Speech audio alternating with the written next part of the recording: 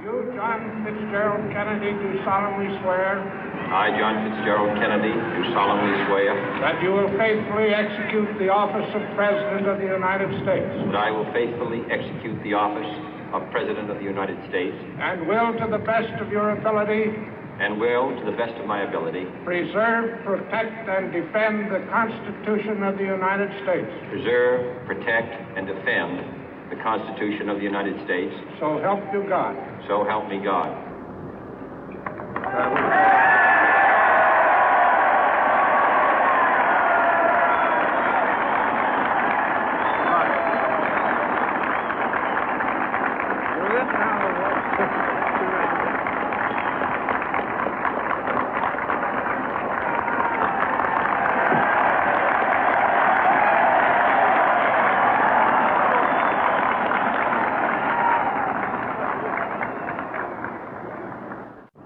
Vice President Johnson, Mr. Speaker, Mr. Chief Justice, President Eisenhower, Vice President Nixon, President Truman, Reverend clergy, fellow citizens.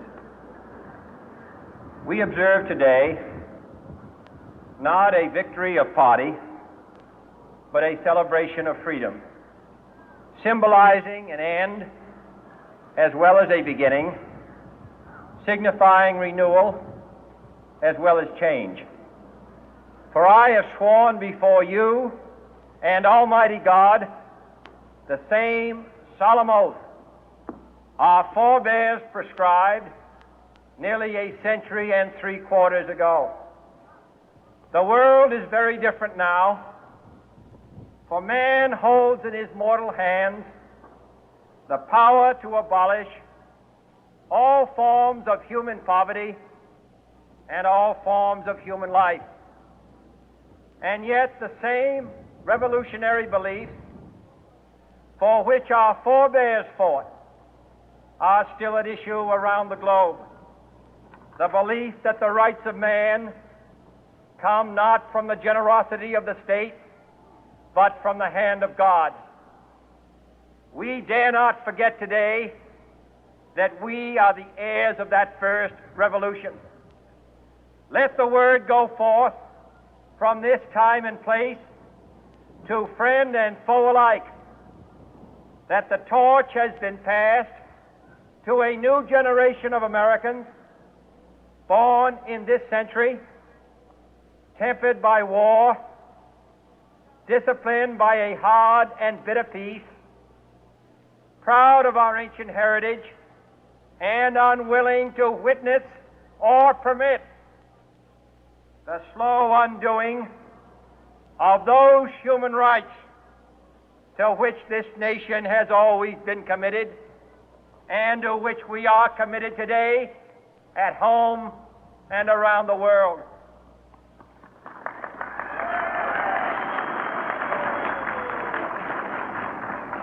Let every nation know, whether it wishes us well or ill, that we shall pay any price, bear any burden, meet any hardship, support any friend, oppose any foe to assure the survival and the success of liberty.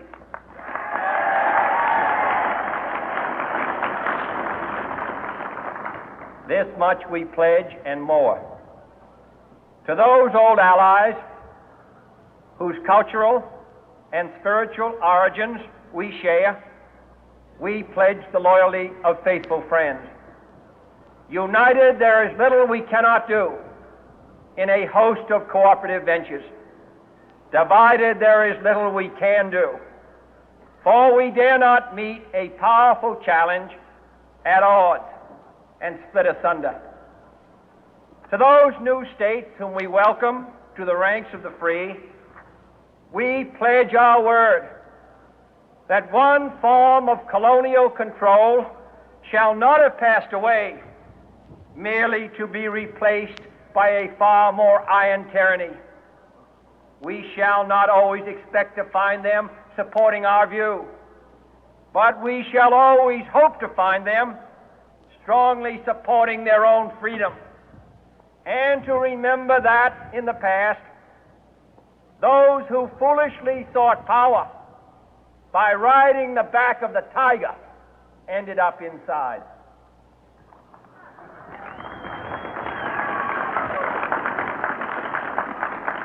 To those people in the huts and villages of half the globe struggling to break the bonds of mass misery, we pledge our best efforts to help them help themselves for whatever period is required, not because the communists may be doing it, not because we seek their votes, but because it is right. If a free society cannot help the many who are poor, it cannot save the few who are rich.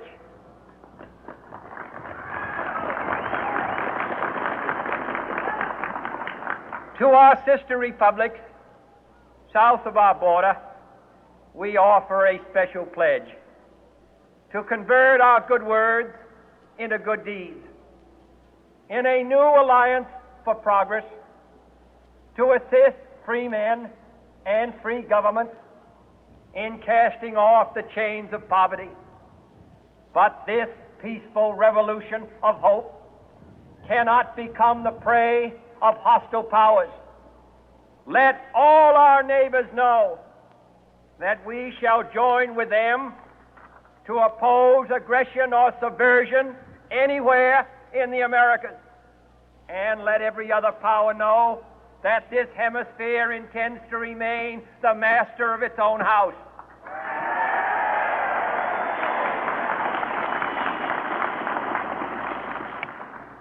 To that World Assembly of Sovereign States, the United Nations, our last best hope, in an age where the instruments of war have far outpaced the instruments of peace, we renew our pledge of support to prevent it from becoming merely a forum for invective, to strengthen its shield of the new and the weak, and to enlarge the area in which its writ may run.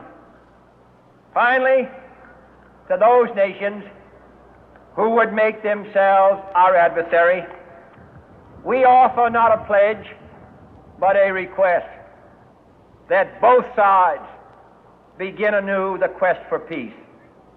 Before the dark powers of destruction, unleashed by science, engulf all humanity in planned or accidental self-destruction, we dare not tempt them with weakness, for only when our arms are sufficient beyond doubt can we be certain beyond doubt that they will never be employed.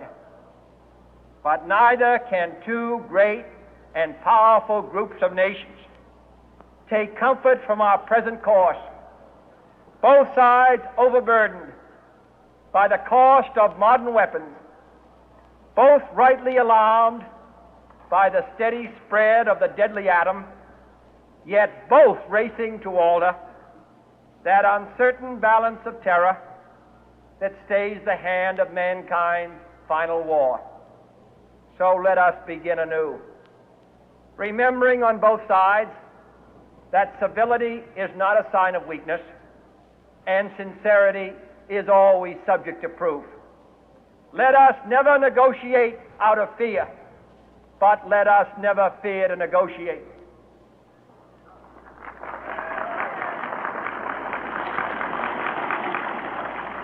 Let both sides explore what problems unite us, instead of belaboring those problems which divide us. Let both sides, for the first time, formulate serious and precise proposals for the inspection and control of arms, and bring the absolute power to destroy other nations under the absolute control of all nations.